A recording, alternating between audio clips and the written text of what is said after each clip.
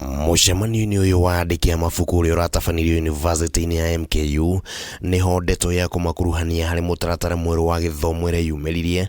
Andiki aya makiuga ihinda ni ikinyu andiki a mabuku maheo kanya kaiganaine makiria riria thirikari irathurima mabuku maria makuhithika mutaratara-ini mweru wa mathomo. Matogoletio ni Andrew Maina wa Kendeke Prize for African Literature.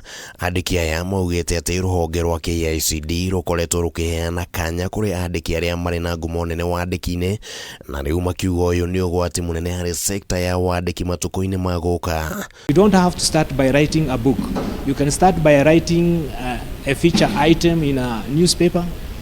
Then from there you can write a poem of a single page or a poem of 2 pages. From there you can start writing short stories, and therefore by doing so you are able to engage your mind. Hamwe na uguo andiki aya maugite ni makoretwo mari na uritu munene guku bururi-ini muno gicunji kinini tu kia andu makumitio thomi wa mabuku, na uguo ona andiki a mabuku makorio mandandure mieke yao maundu-ini matiganite ithenya-ini ria gweterera guthondeka mbeca na wandiki. Like if we put books where people go to bars to drink. I say wherever there is a bar, there should be a book. Wherever there is a bottle of beer, there should be a book. If we put those things in the social spaces where people meet and interact. If the market was more was able to absorb in a easier way, the accessibility to the market is what I'm talking about, then writing could be a more self-sustaining career than it is today. It is not only through getting a job.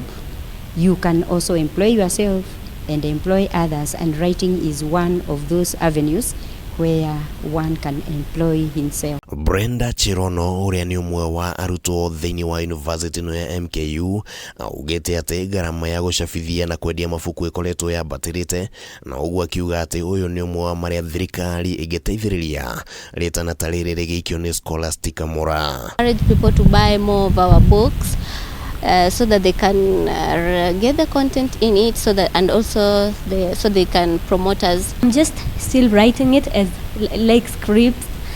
I'm just having them in handwritten form, but then I hope in the future when I get some good amount of money, I'm going to publish them and have my own collection of books. Only they can get funded starting from a great university.